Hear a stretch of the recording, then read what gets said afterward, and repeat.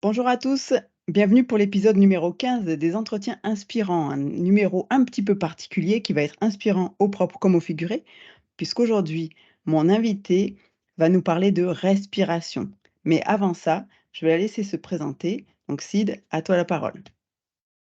Bah, salut à tous. Déjà, je suis vraiment ravie de faire, cet échange avec toi sur un sujet qui me tient beaucoup à cœur.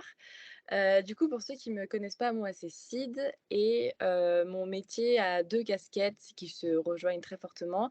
Il y a une première partie où j'accompagne des athlètes dans leur processus de réathlétisation, principalement des athlètes, mais pas que. En fait, j'accompagne toutes les personnes qui sont prêtes à s'impliquer dans un processus parce que c'est pas, on fait une séance avec moi une fois et après tout va mieux, toutes mes douleurs ont disparu. Non, il y a du travail à faire derrière. Donc voilà, et une deuxième partie de mon travail où je forme des coachs, des prépas physiques à, améliorer leur suivi, leurs accompagnements en se formant en fait sur tout ce qui est, neurologie fonctionnelle, respiration, sur tout ce qui touche à la réathlétisation en fait de manière, générale. Et je donne aussi des séminaires en présentiel sur ça et j'interviens aussi dans des organismes de formation, dans des crêpes, dans des facs et cetera, sur ces thématiques-là. Donc voilà un petit peu ce que je fais comme, métier et j'en suis arrivée là parce que, de mon côté, j'ai eu, je fais des sports de force. Alors j'en fais beaucoup moins aujourd'hui. Aujourd'hui, je m'entraîne beaucoup plus pour ma santé et la force, c'est un truc que j'aime, encore beaucoup. Mais avant, tu vois, je faisais vraiment des compétitions, je vivais que pour ça, enfin voilà. Et j'avais des petits problèmes, des petites douleurs, des problèmes techniques qui n'arrivaient pas à se régler. Je ne comprenais pas pourquoi, rien à faire, le truc ne j'arrivais pas à résoudre ce problème. J'ai vu plein de médecins et tout et un jour, j'ai rencontré un kiné qui a regardé mes yeux et là, direct, il m'a donné des exos au niveau des yeux à faire. Je trouvais ça trop bizarre, mais bon, je les ai faits, tu vois? Et d'un coup, ça a débloqué mon épaule et paf, paf, paf, un peu comme par «magie» entre guillemets, toutes les petites douleurs que j'avais sont parties et là, je me suis dit: «Waouh, mais dans le corps humain, tout est lié, mais tout est vraiment lié, en fait». J'ai vraiment pris conscience de ça et c'est comme ça que j'ai commencé à me former sur ça, déjà pour moi et puis parce que les personnes que j'accompagnais, les athlètes de force, mais pas que, les sportifs que j'accompagnais, il y avait toujours quelqu'un qui, à un moment donné, allait me dire: «Ouais, là, j'ai un peu mal au coude aujourd'hui. Ah, j'ai mal au dos. Ah, j'ai mal au genou. Ah, j'ai un problème là, je progresse pas, je comprends pas pourquoi et tout» et en fait, je c'est pour moi, c'était inconcevable d'accompagner quelqu'un. En tout cas, pour moi, c'était inconcevable éthiquement d'accompagner peut-être quelqu'un en sachant qu'il avait des problématiques et qu'il fallait que je ferme les yeux, dessus en mode: «Bah, t'as mal au genou, ça va passer, c'est pas grave», tu vois? Et du coup, je me suis formée sur ça, pour moi, déjà, personnellement pour mon cas parce que j'avais des, douleurs, mais aussi pour, améliorer un petit peu, mes suivis. Donc voilà où j'en suis aujourd'hui. Puis je me suis tellement, la neuro-fonctionnelle et la respi, c'est vraiment 2 thématiques qui pour moi se rejoignent en fait parce que les, 2 sont liés et c'est vraiment un truc qui me passionne et je me suis vraiment formée, formée, formée et du coup aujourd'hui je me suis vraiment spécialisée là-dedans et j'accompagne du coup, les coachs qui veulent, se former aussi, à tout ça.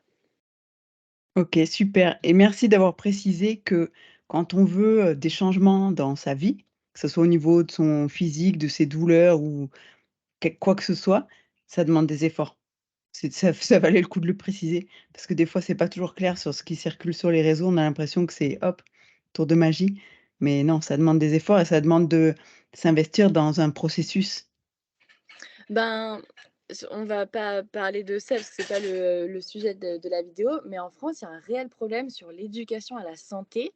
Alors là, toi, tu parles de l'investissement de manière générale. Je fais le parallèle avec, la santé, la performance, le sport et Ouais. tout. Mais tu as plein de gens, des fois, qui ont des douleurs, qui viennent me voir pour une séance de, RNP, par exemple, de reprogrammation neuroposturale.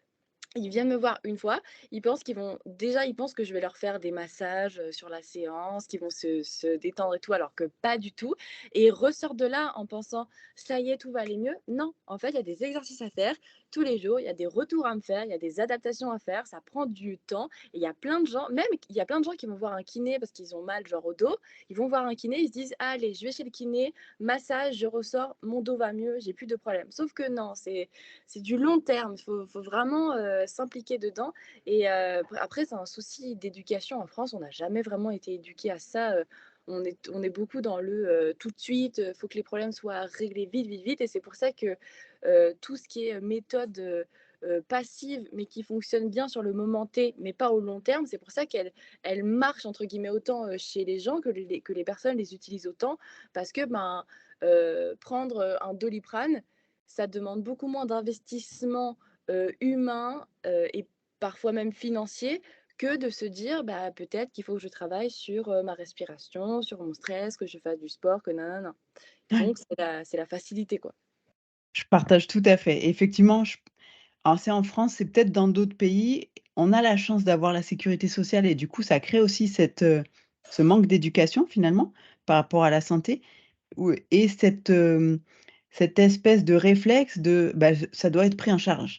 Donc je dois être pris en charge. C'est-à-dire que si je suis pris en charge, moi je fais pas d'effort et bref, comme tu dis, c'est pas le sujet forcément, mais c'était intéressant d'en parler.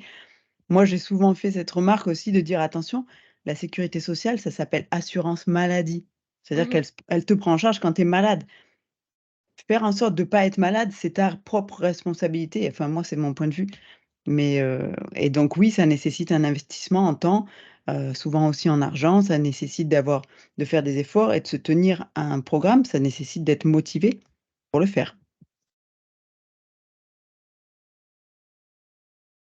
Ne me dis pas que je t'ai encore perdu.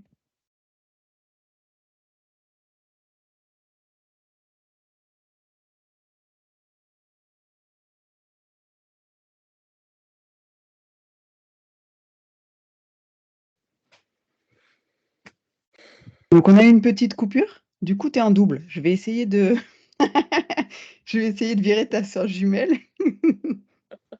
J'espère que je vais pas me tromper, hein. Ah non, c'est peut-être pas celle-là.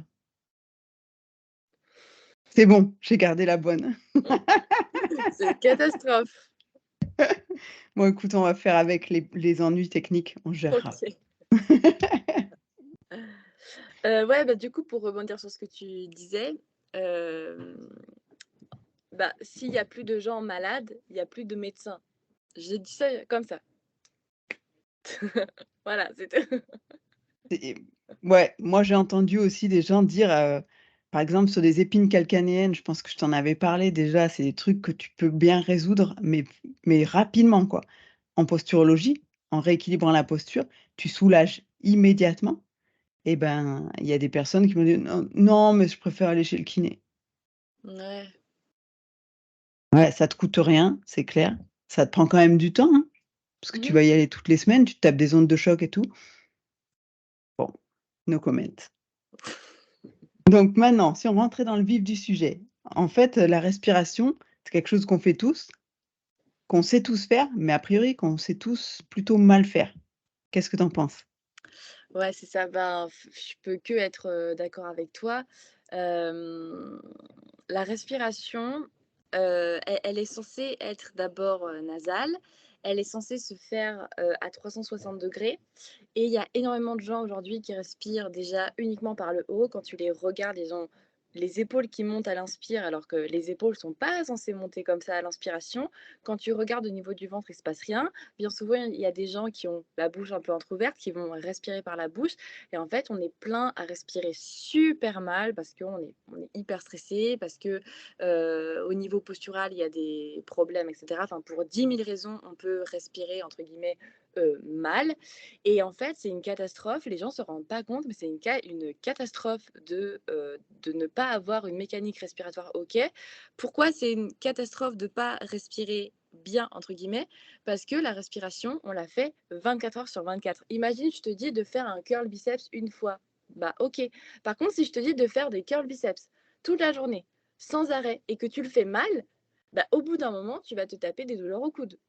Mmh. Et la respiration, c'est exactement la même chose. Si tu respires mal une fois, c'est pas grave, mais on a besoin de respirer pour vivre et ça, les gens l'oublient. Les poumons, ils sont hyper importants. Le diaphragme, c'est un muscle qui est hyper important parce que sans lui, il n'y a pas, la gestion de pression, en fait, qui se fait entre la cavité abdominale et thoracique. Et les poumons, ils sont hyper importants. Le diaphragme est hyper clé parce que sans eux, on peut pas respirer et on peut pas vivre. Quand tu es mort, bah, tu respires plus. La respiration, c'est littéralement la vie et il y a plein de gens qui respirent mal. Donc je fais un raccourci, tu respires mal, donc tu vis mal en fait. Ouais, bah, ça joue aussi sur ton système nerveux. Là, c'est la partie que je connais un petit peu plus, tu vois? Comme tu disais, les gens sont stressés. Je sais pas, c'est comme la poule et l'œuf, je sais pas qui vient en premier, mais en tout cas, c'est sûr que quand tu vois des gens qui respirent par la bouche, enfin moi, en tant que posturologue, tout de suite, je me dis: «Ouais, OK, là, on a un niveau de stress qui est déjà pas mal et et et je commence par travailler là-dessus». Alors je sais pas si toi, tu as une explication. Est-ce qu'on respire par la bouche parce qu'on est stressé ou on a l'habitude de respirer par la bouche pour d'autres raisons et ça nous stresse? Ben, il y a en fait, on sait jamais vraiment, puis c'est vraiment du, cas par cas, tu vois? Tu peux avoir, un problème structurel de base de quand tu es né, au niveau osseux et cetera, qui fait que, par exemple, ta langue s'est pas positionnée correctement au palais quand tu étais petit et donc bah, du coup, tu vas devoir respirer par la bouche plus tard ou alors tu as, le truc de, «Je suis quelqu'un qui est hyper stressé, dans ma vie et du coup, mon diaphragme marche mal et du coup, je respire, par la bouche». En tout cas, dans tous les cas, que ce soit l'un ou l'autre, agir sur la respiration, ça va vraiment permettre de calmer le système nerveux et comme tu le dis, le système nerveux, bah, c'est lui qui commande tout, c'est lui qui gère tout, en fait et le système nerveux, au niveau du système nerveux, en fait, quand on parle de respiration, au niveau du diaphragme, il y a le nerf vague qui passe au niveau du diaphragme et le nerf vague, il représente 75 de l'innervation parasympathique. Ça veut dire que si tu respires mal et ben, tu mobilises mal ton diaphragme et donc tu mobilises, entre guillemets, mal ton système nerveux parasympathique et donc tu es toujours haut, tu es toujours stressé, tu es toujours, hyper, dans le stress, hyper dans le sympathique, tu as du mal à revenir et chez les athlètes, ce que je vois le plus, c'est des athlètes qui comprennent pas parce qu'ils ont des petites douleurs et cetera, ils progressent pas comme ils veulent, ils comprennent pas, mais en fait, quand je regarde un peu, il y a pas genre une raison, il y a pas genre, bah, il s'est fait, une déchirure. Non, en général, c'est plein de petits trucs. Déjà au niveau posturaux, au niveau neuro, il y a un système vestibulaire qui fonctionne pas bien, un système visuel qui marche pas bien, le pied qui marche pas bien et cetera et cetera. Leur entraînement, c'est du gros volume, de la grosse intensité 5-6 fois par semaine, parfois même 7. Leur vie de famille, ça va pas. Le travail, ça va pas. Ils respirent mal, donc ça entretient le sympathique qui est toujours en haut, en haut, en haut. Et en fait, ils n'arrivent pas, une fois qu'ils sont sortis de leur entraînement, parce qu'il n'y a aucun problème à être haut, à être dans le sympathique quand tu t'entraînes, mais comme ils sont toujours hauts à cause des entrées sensorielles, de la respi, du stress, de la vie qu'ils n'arrivent pas à gérer, ils sont toujours hauts, mais ils n'arrivent pas à redescendre. Et du coup, ben, ça fait des gens qui sont hyper stressés, qui progressent pas, qui ont des douleurs, ils ne savent pas pourquoi.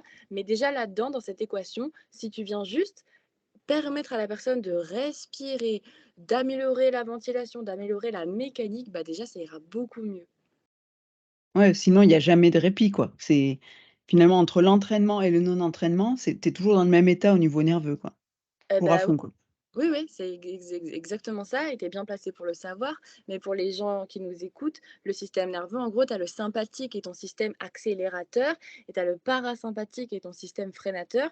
Il y en a pas un qui est mieux que l'autre, en fait. On a besoin d'être plutôt dans l'un ou plutôt dans l'autre en fonction du contexte et cetera. Mais ce qui est bien, c'est notre capacité à bouger ce curseur, à aller plutôt vers l'un ou vers l'autre. Le problème, c'est que quand tu t'entraînes, tu es dans le sympathique et c'est OK. Par contre, si après, quand tu rentres chez toi, que tu te mets sur ton canapé, que tu te poses, tu es toujours haut dans le sympathique, que tu n'arrives pas à revenir parce que ta vie te plaît pas, parce que tes entrées sensorielles sont complètement problématiques, parce que ta respiration est complètement inversée, tu as une respiration haute, rapide, et ben tu vas être toujours haut, tu n'arriveras pas à renormaliser. Et donc, ton corps, à un moment donné, ben, ton cerveau, en fait, il va t'envoyer des messages de douleur, de restriction, de rigidité pour te dire, eh oh, là, c'est trop, faut faire un truc. Alerte, alerte, alerte, au secours, quoi. Mmh mh. Ouais, c'est le mode survie après qui s'enclenche. Peut-être pour préciser pour les gens qui sont pas trop familiers avec ces notions, on peut aussi dire que le sympathique, c'est le mode survie, mode combat, fuite et le parasympathique, c'est plutôt le mode repos, digestion et juste pour faire le petit parallèle que quand tu es en sympathique tout le temps, bah, du coup, tu es stressé et puis en général, tu digères pas super bien. Donc en plus, ça a un impact sur ce que tu manges, sur ta capacité à assimiler, les bons nutriments et ça en rajoute, quoi. Ouais, ouais, ça a un impact aussi sur le sommeil. Donc les gens qui sont, toujours, hyper, stressés et tout ça, bah, ils dorment pas forcément super bien, mais forcément, si tu es toujours dans le sympathique, comme je l'ai dit, tout à l'heure, le nerf vague là, qui passe au niveau du diaphragme, qui représente 75 de l'innervation parasympathique, c'est énorme.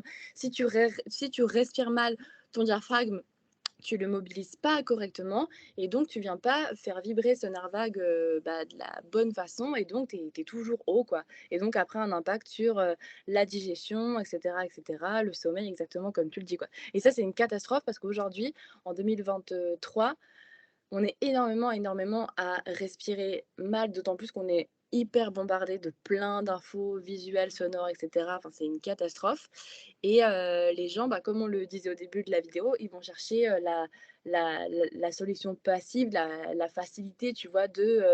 «Ah je me sens stressée, bon, vas-y, je vais me faire un petit jeu vidéo, je vais me faire une série, ça va aller mieux». Ben ouais, mais ça marche En pas fait, comme non. ça, c'est même pire, quoi. Ça se saurait. Ouais. Alors du coup, la question à 100 balles, c'est quoi respirer correctement? Alors là, je te parle, sur le plan théorique, hein, après tu Ouais, adaptes vraiment en fonction des personnes et cetera. Mais une respiration diaphragmatique correcte, c'est une respiration qui doit être d'abord nasale, qui doit être lente avec une expiration qui est environ 2 fois plus longue que l'inspiration. Ça veut dire que si j'inspire sur 3 secondes, je me dois d'expirer sur 6, OK? Sur 5 à 6 et parfois même plus si tu es OK. Et c'est une respiration qui doit, créer une expansion abdominale à 360 degrés. Ça veut dire qu'à l'inspiration, tu dois avoir ton haut du corps ici qui est relâché, d'accord? Tu dois pas avoir les épaules qui montent quand tu inspires et quand tu inspires, en fait, ça doit se passer, à 360. Donc il doit y avoir une expansion au niveau, abdominal, d'accord? Il doit y avoir une expansion aussi lombale, derrière et costale sur les côtés. Pourquoi? Parce que le diaphragme, de par ses insertions, il s'attache à 360 degrés. Le diaphragme, il s'attache sur les côtes, sur les lombaires et il s'attache au niveau du processus xiphoïde sur le sternum. Donc le diaphragme, il s'attache à 360. Et si tu n'as pas une respi à 360, ça veut dire que ton diaphragme, tu le mobilises mal. Et c'est pour ça qu'une respi diaphragmatique doit être comme ça, lente, par le nez et à 360 degrés. Et ça, malheureusement, ce mécanisme à 360, c'est un truc qui est hyper difficile chez beaucoup de personnes. Souvent, il y a uniquement une expansion dans le plan antérieur et j'insiste vraiment sur le fait que une respi qui est bonne, c'est une respi à 360 parce qu'on voit plein de trucs sur les réseaux, sur internet et tout. Souvent, on entend parler de respiration ventrale, mais une respiration ventrale n'est pas une respiration diaphragmatique. Dans une respiration ventrale, tu as uniquement le ventre qui part vers l'avant et dans un cas comme ça, tu ne mobilises pas correctement ton diaphragme, puisque le diaphragme s'attache à 360. Une bonne respi, c'est une respi à 360 degrés avec le haut du corps relâché. ouais. Et pour des gens qui ont, mettons, jamais fait ça, parce que à la limite, j'ai envie de dire si, dès le départ petit, manque de bol, tu te mets à «mal respirer» entre guillemets, heu, tu as peu de chances de l'apprendre et du coup, comment on fait si on n'a jamais su faire? Par exemple, si je respire sans parler de dire de respirer par la bouche, mais je respire par le nez et je fais des inspirations comme ça et puis j'expire presque pas. Tu as des petits exos que tu as envie de partager ou des petits trucs, Oui, bien sûr. Après, déjà, petit aparté avant de partager, un petit truc. Déjà, il faut aller chercher essayer de voir pourquoi la personne, respire mal. Des fois, tu peux avoir des réflexes archaïques derrière et cetera, donc mmh peut-être mh. aller chercher, la «cause» entre guillemets, s'il y Ouais. en a une, plutôt, structurelle ou neuro en tout cas. Mmh Mais mh. sinon dans les exos qu'on peut venir mettre en place pour apprendre, entre guillemets «à respirer», déjà, il faut vraiment y aller étape par étape. Tu peux pas avoir, quelqu'un devant toi à qui tu, vas dire: «Allez, respire à 360, hop, essaie de sentir nanana». Si c'est une personne qui respire déjà, par le nez, avec le haut du corps, qui s'élève beaucoup à l'inspire, qui inspire sur 3, qui expire sur, 2, tu vois? Ça va être très compliqué pour elle d'avoir une expiration longue à 360. Donc le truc qui est vraiment important, c'est vraiment d'y aller étape par étape. Donc ça, c'est super important. Des fois, je dis juste aux gens: «Gonfle ton ventre vers l'avant». Juste, tu gonfles ton ventre vers l'avant, c'est pas une respi, qui est OK, mais c'est déjà mieux de gonfler son ventre vers l'avant avec le haut du corps relâché. c'est déjà une 1 étape pour apprendre à respirer correctement.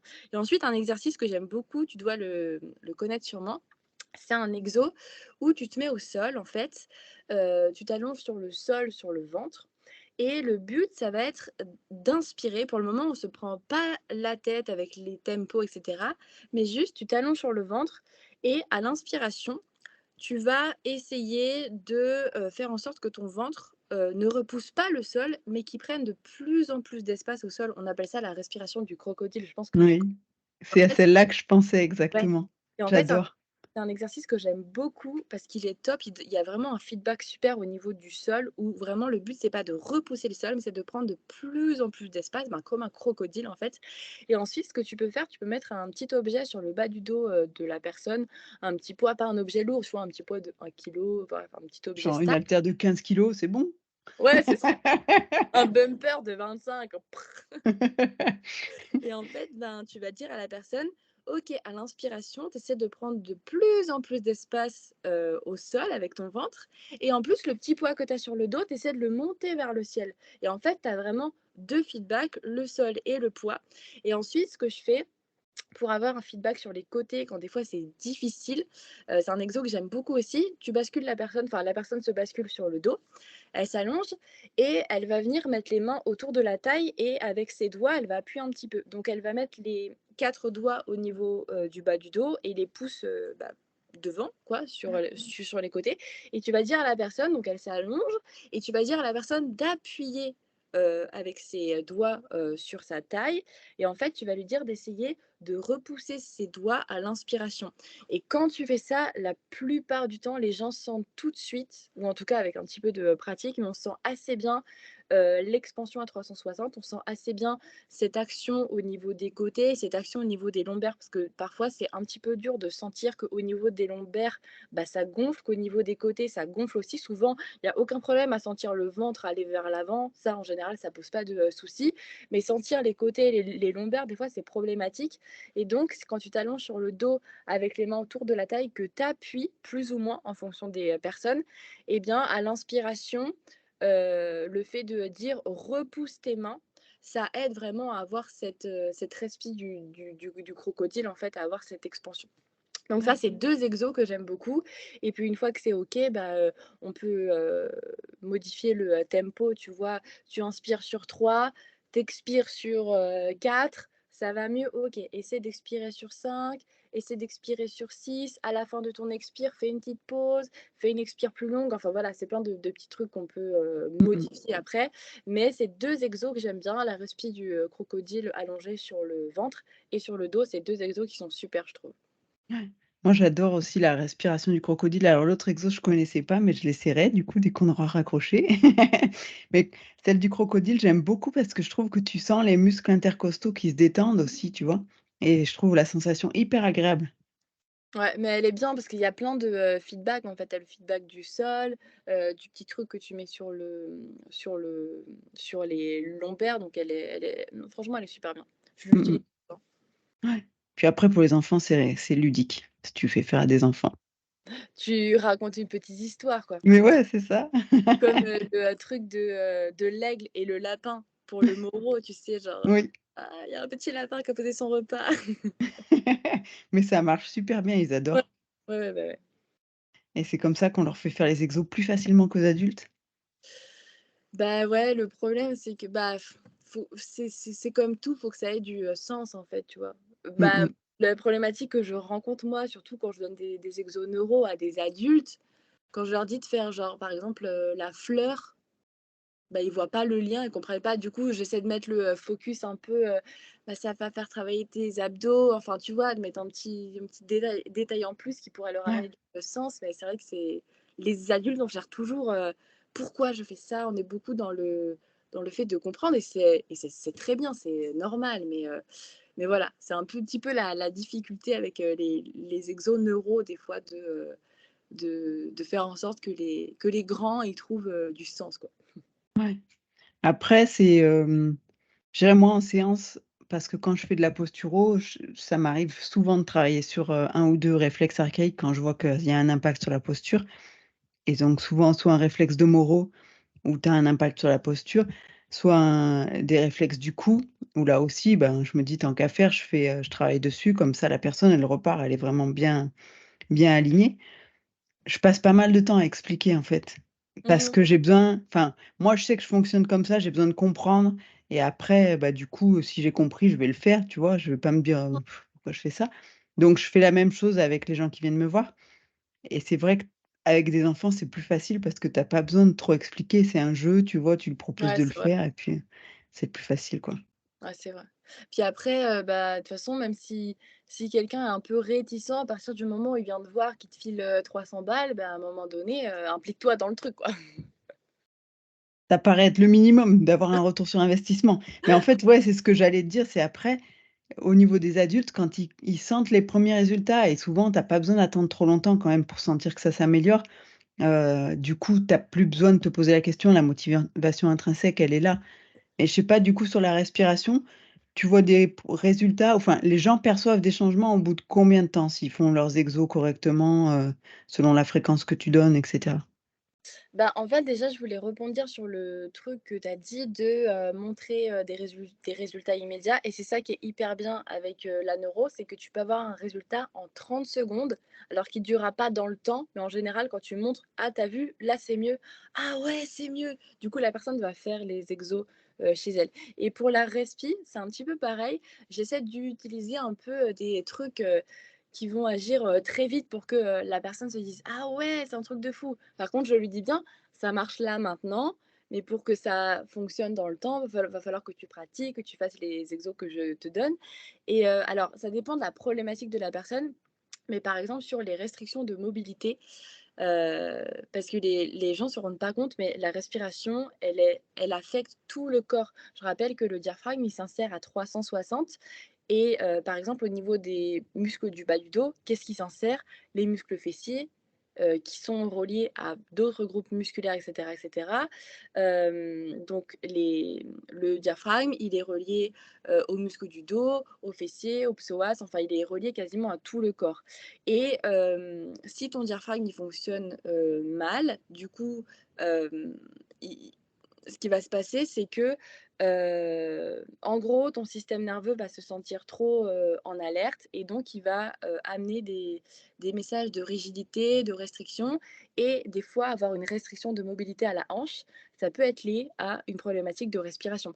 J'ai travaillé avec un athlète qui avait des restrictions de mobilité au poignet et en fait, il avait des grosses problématiques, au niveau de la respiration. On a essentiellement travaillé sur, la respiration avec lui et aujourd'hui, il va très bien, il y a plus aucun problème de poignet. En frontal, il y a aucune douleur alors qu'avant, il était vraiment restreint, des grosses douleurs de poignet.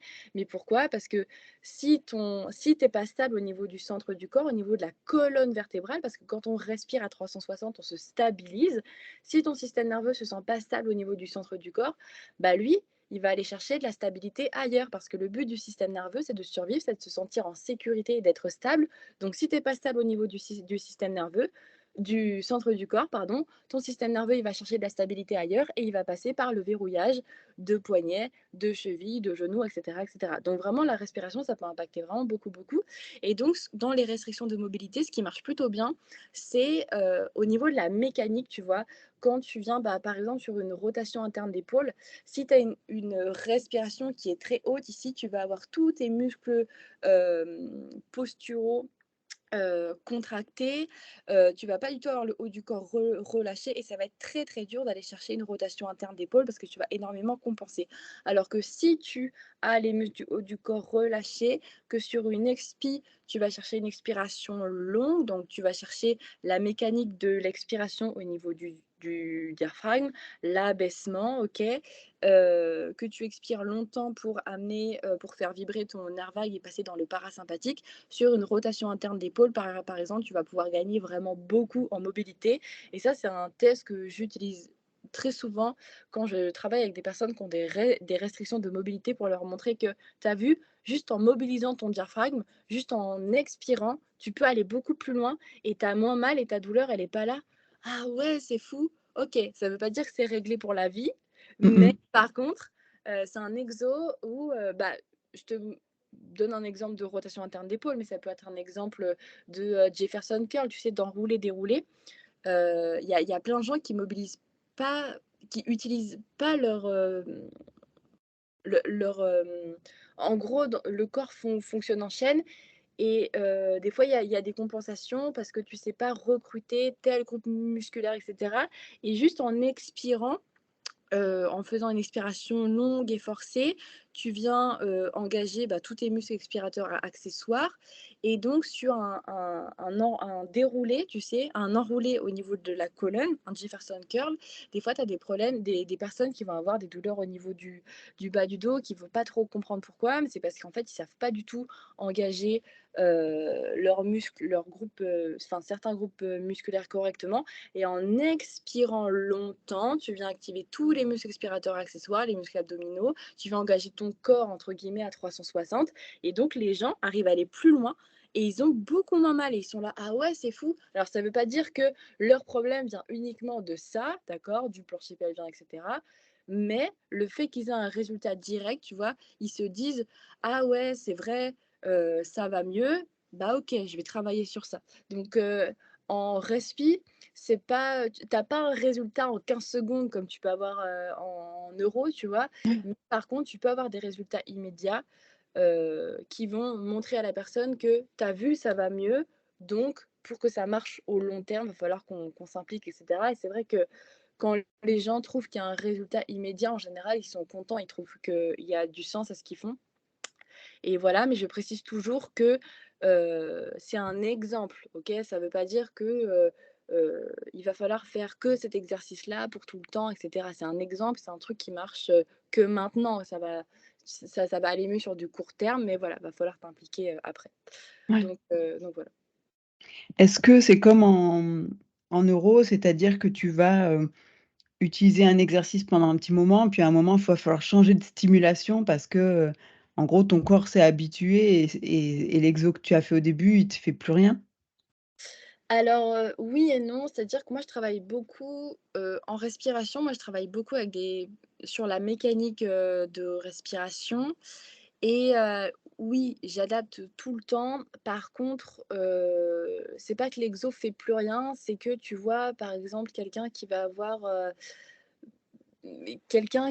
besoin de retrouver de la rétroversion au niveau, du bassin, tu vois? Quelqu'un qui est très antéversé, si je lui donne directement un exercice de respiration pour ça, alors que la respiration diaphragmatique, elle est pas OK, alors que, l'expiration longue est pas OK, bah, il va pas pouvoir faire cet exercice-là. Donc on y va vraiment petit à petit. Je vais donner un exercice très basique, par exemple de crocodile, tu vois? Pendant une semaine, et puis après quand c'est OK, on va passer à une autre position, et puis ensuite quand c'est OK, on va pouvoir amener la rétro sur l'expi, et cetera, et cetera. Donc j'adapte, mais parce que, hem, les gens peuvent pas, enfin, la plupart des personnes ne peuvent pas passer de «je sais pas respirer» à un exercice hyper spécifique de respiration pour mon problème.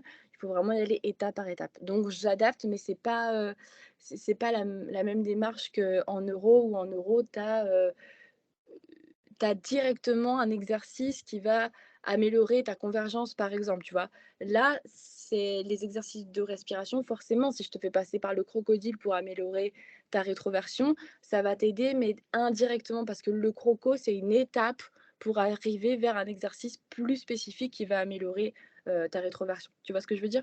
Ouais. Ouais, ouais, c'est pas une question de stimulation, c'est plus une question d'étape parce que je suppose qu'il y a aussi des difficultés à ressentir les choses et que, ouais, ça se fait pas comme ça tout seul de dire: «Ah tiens, je sens que mon dos a cette expansion aussi quand Mmh. je l'inspire».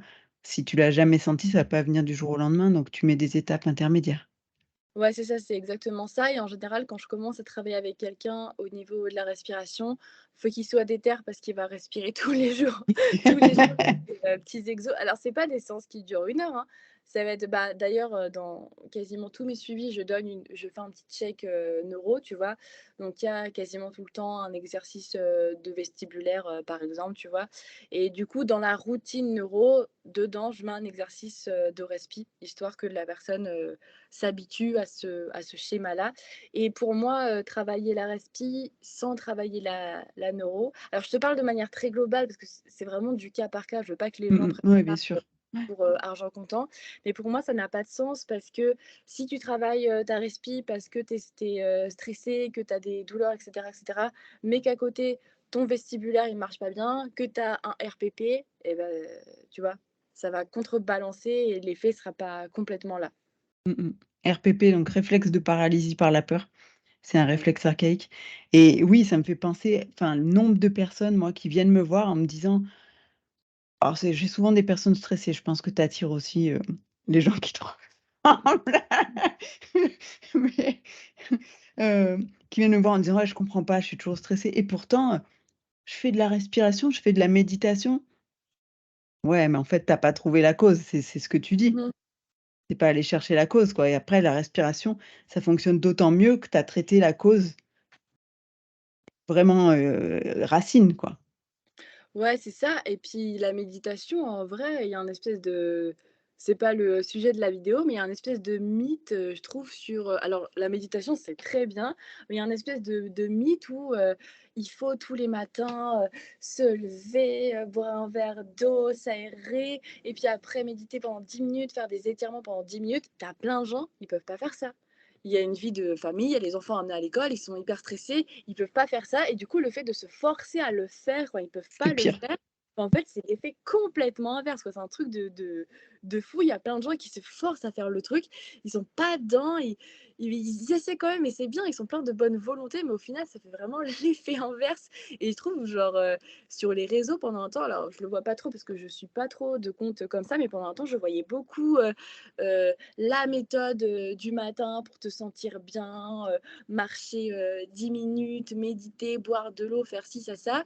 Sauf que tu as des gens qui se lèvent à 5 heures parce qu'à 6h30 ils ont le métro à prendre, ils ont 2 heures de, transport, pour aller, travailler dans Paris et tout et du coup, il y a 2 trucs, soit ils vont se forcer, ça va être pire, soit ils vont pas le faire et ils vont culpabiliser parce qu'on leur dit qu'il faut faire ça pour aller bien et puis ça va être, pire aussi.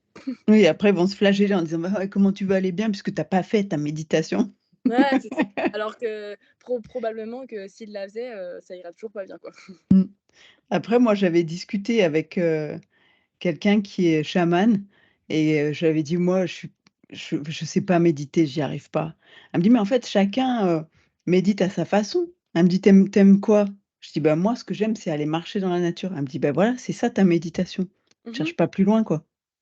Tu vois? Ouais, c'est vrai et puis, la méditation, c'est pas, tu vois, s'asseoir, en tailleur avec, les bras posés sur les genoux, une musique, enfin, comme tu dis, ça peut être tout simplement aller marcher, ça peut être méditer dans le bruit. Je sais qu'il y a une époque, j'essayais de méditer un peu et j'avais essayé de méditer avec du bruit, enfin, j'avais vu qu'on pouvait le faire et après ça, j'arrivais pas à méditer au calme. En fait, le bruit, ça me permettait de me concentrer sur des trucs et j'avais trouvé ça trop bien et il y a plein de gens à l'inverse qui arrivent pas à méditer, à se poser s'il y a pas un silence, de mort. Enfin, chacun son truc. En fait, chacun ce qui lui fait du bien, quoi.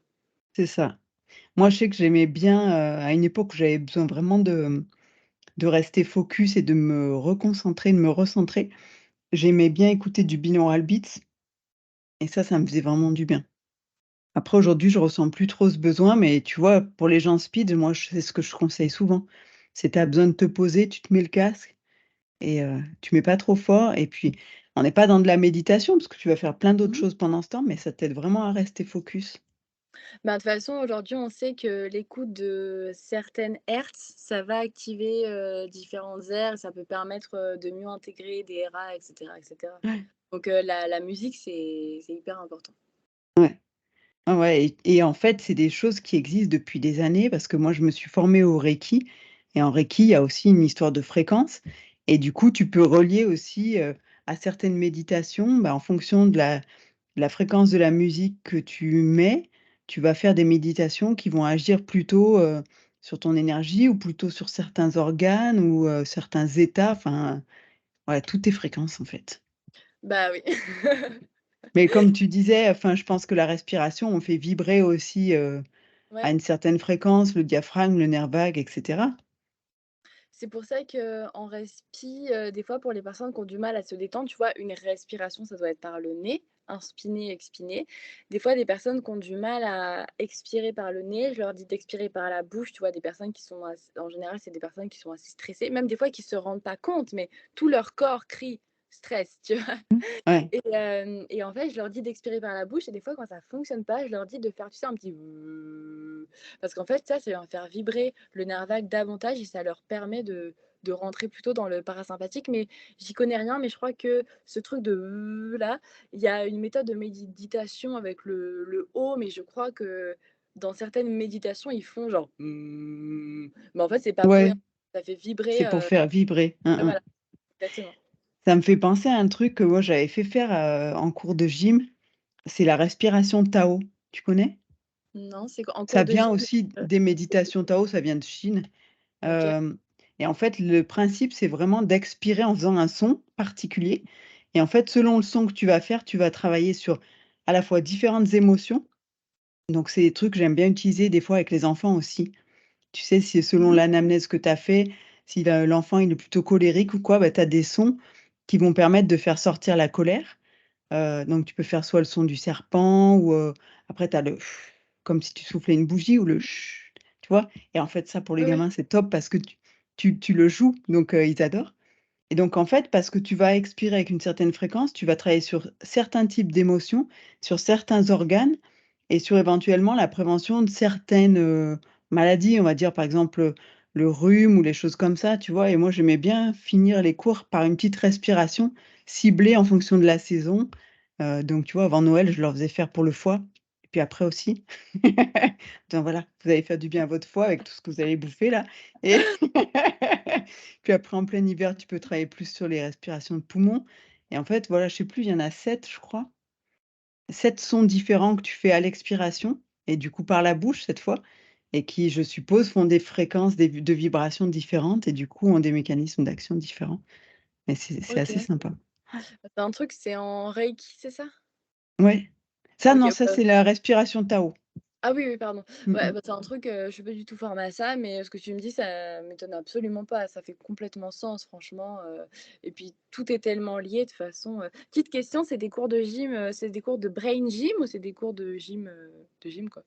C'était plus brain gym. Alors pas le OK. brain gym de Paul Denison, c'est le brain gym à ma façon, mais Mmh. mais oui, c'était brain gym, ouais. OK, ça marche. Mmh mh. Et toi, tu utilises, la respiration dans tes suivis? Un peu, mais pas autant que toi et en fait, quand je t'entends parler comme ça, je me dis: «Ça vaudrait le coup que je me forme» parce que Mmh. moi, je l'utilise plutôt ponctuellement. Tu vois, ça m'est arrivé de donner des exercices, bah, surtout à des gens stressés. Donc soit des exercices de respiration au carré, tu sais, 4 secondes d'inspi, 4 secondes Mmh. de blocage, 4 secondes d'expi, 4 secondes de blocage ou alors de les faire travailler sur une expiration 2 fois plus longue que l'inspiration. Mais voilà, ça reste assez superficiel ce que je fais Mmh. parce que j'ai pas les connaissances, mais ça me donne carrément envie d'aller creuser cette question. Bah, cool, si je peux t'ouvrir une porte. Mais ouais, c'est l'intérêt de Mais ce genre de discussion aussi, hein. bah, ouais, ouais. Mais tu vois, toi qui travailles en neuro et qui travailles avec, les réflexes archaïques, ben, des fois, il y a des réflexes que je réintègre pas, même s'ils devraient être réintégrés. Parce que tu vois, sur les isométries, tu vas chercher une expiration, histoire d'amener le corps dans un état de calme et limiter les co-contractions qui pourraient nuire à la réintégration, aux contractions de la réinté. Et en fait, des fois, je tombe sur des personnes qui respirent hyper mal. Mais vraiment, quand je te dis mal, c'est que je les entends respirer, ils ont la bouche ouverte, ils ont la tête en avant. Ici, c'est on dirait un chien qui n'en peut plus, qui a couru pendant 3 heures, qui est au bout de sa vie. Et en fait, je réintègre pas parce que bah, quand tu réintègres, tu expires, comme je l'ai dit. Et en fait, si tu respires mal, ça vient parasiter complètement la réintégration et ça peut être pire en fait. Donc, des fois, tu vois, la respiration, je l'utilise aussi, dans mes suivis, au niveau des RA et c'est un truc que je check tout le temps quand, je travaille avec les RA parce que, bah, l'un va impacter l'autre. Tu peux avoir un et tu peux aussi avoir, Des fois, tu vas penser qu'un réflexe archaïque est mal intégré avant de le tester évidemment, parce que la personne elle est très en flexion et cetera. Tu vas dire: «Ah peut-être qu'il y a un petit Moro, elle se protège et cetera, un RPP peut-être et tout» et en fait, bah, c'est juste la mécanique respiratoire de la personne qui l'amène dans cette posture-là et en fait, bah, des fois, tu vas vouloir réintégrer le RA pour ramener la personne dans une posture, correcte, on va dire, tu vois? Mais en fait, il se passera rien si, la raison de, sa fermeture, sa tête antériorisée, c'est la respiration et Mmh inversement, mh. des fois, avec, la respiration, tu veux améliorer la respiration de la personne. Des fois, il se passera rien parce que la personne, elle est bloquée dans un moro, genre dans une flexion comme ça et tu veux améliorer ici l'ouverture, la mobilité du diaphragme, tu veux améliorer ça avec la respiration, en fait, il ne se passera rien parce que la personne est bloquée dans un moro. Donc, tu auras beau vouloir l'ouvrir avec la respiration, ça ne marchera pas et ça accentuera même peut-être son moro parce que tu vas vouloir la mettre en ouverture. Sauf que le moro, il dit non, non, non, moi, je me protège, je reste ici. Et donc, Ouais. tu vois, pour moi, l'un va pas sans l'autre. Mmh mh. Ouais et c'est bah, sur le Moro, c'est je trouve quand tu fais l'exercice de la fleur, moi je l'ai fait longtemps parce que j'avais un Moro qui était pas mal. Tu t'en rends compte, c'est-à-dire qu'au début, quand on te dit: «Ouais, il faut ouvrir, inspirer sur 7 secondes», déjà ça te paraît tellement long 7 secondes, tu vois? C'est pas possible.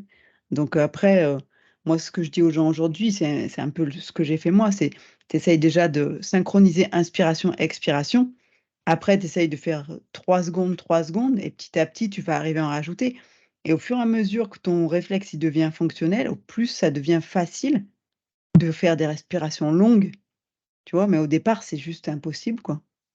Ouais, c'est ça, mais de toute façon, c'est, comme tout, faut toujours adapter. Sur le papier, quand tu regardes, mais l'exercice de la fleur, il est hyper complexe. Tu dois coordonner l'ouverture, des mains, des bras, des jambes, des pieds, suffit que tu amènes, la tête aussi, en arrière, tu coordonnes ça. Suffit que tu amènes les yeux aussi, tu coordonnes ça. Faut que tout se ferme en même temps, que tout s'ouvre en même temps. Tu as, la respiration et tout. Enfin, faut vraiment y aller progressivement, quoi.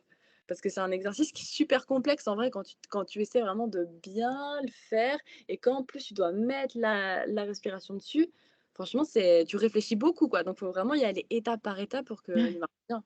Ouais, ouais, ouais et moi, je fais faire même aussi, de faire un cycle respiratoire à vide entre 2 mouvements au début parce que Bah c'est ouais, juste pas possible, quoi.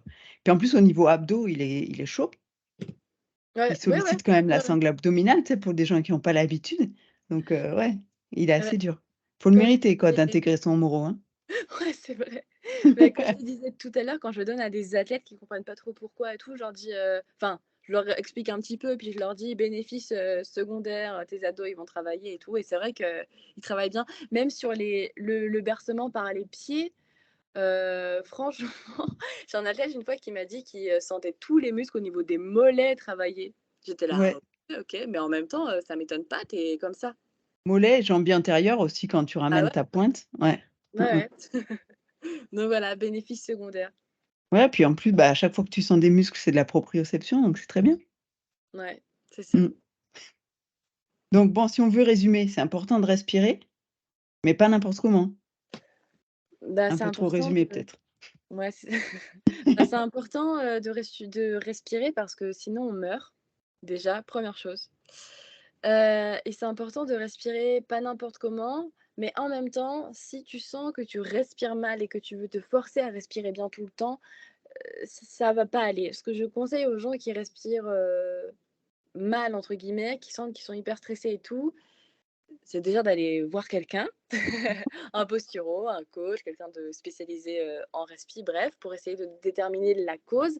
Mais avant, si par exemple tu as 2 mois d'attente pour ton RDV et ben, ce que tu peux faire, c'est te poser chez toi, 1 fois par jour ou jusqu'à 3 4 fois, ça peut être bien et puis juste pendant, 2-3 minutes, tu fais l'exercice du crocodile dont je parlais, tout à l'heure.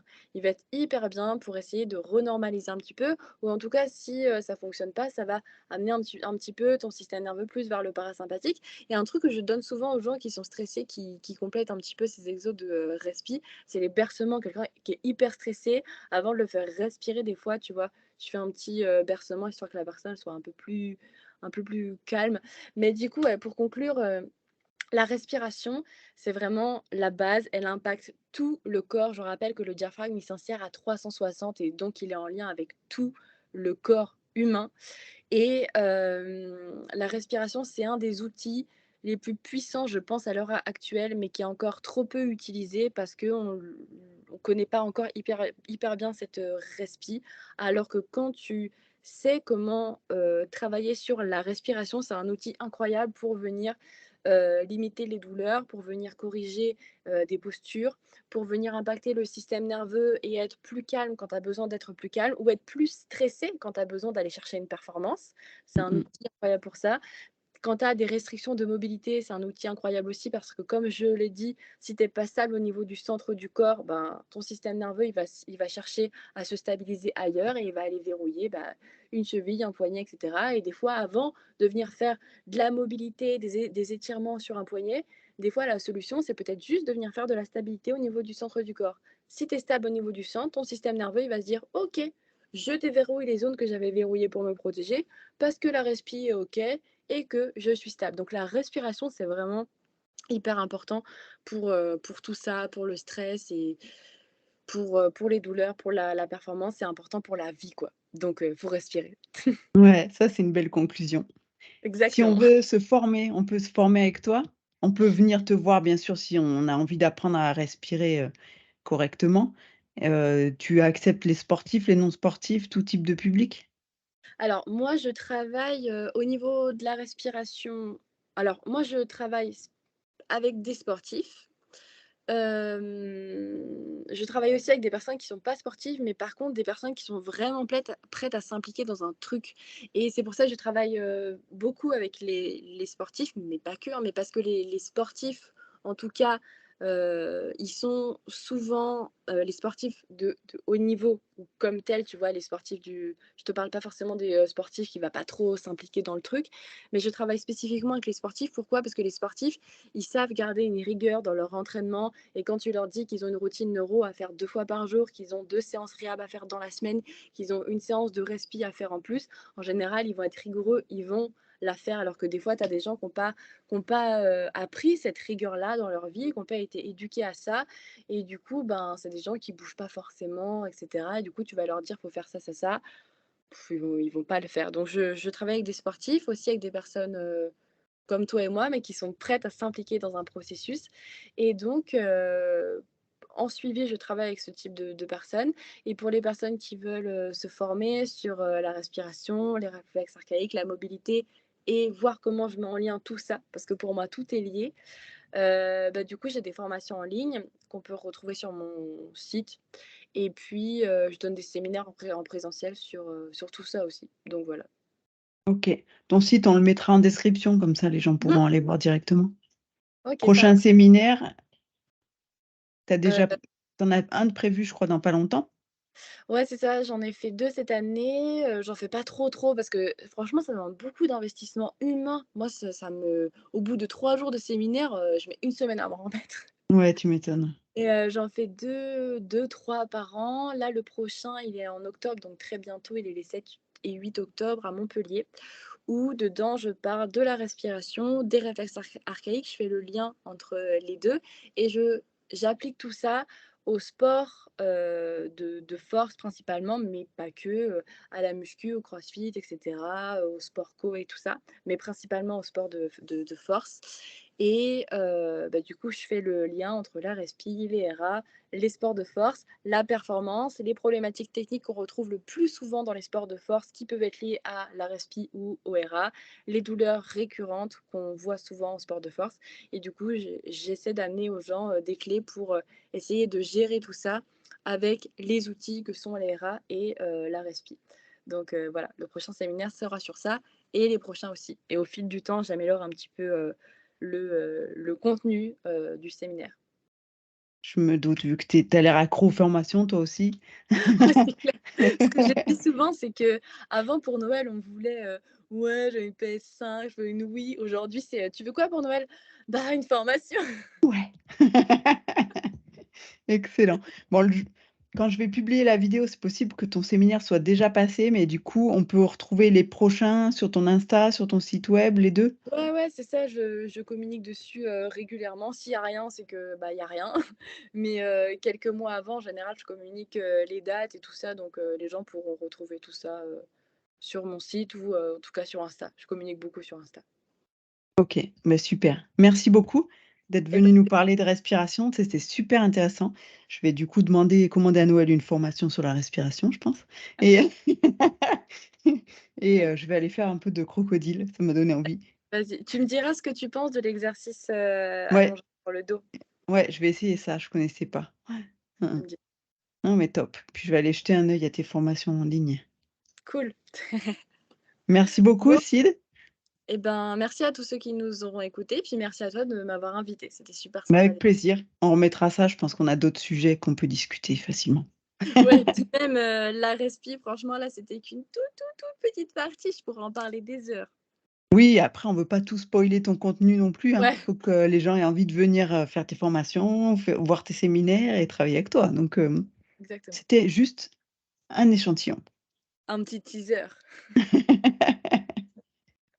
Je te souhaite une belle journée. À très Bah, bientôt merci beaucoup, toi et aussi. merci beaucoup. Salut! Bye.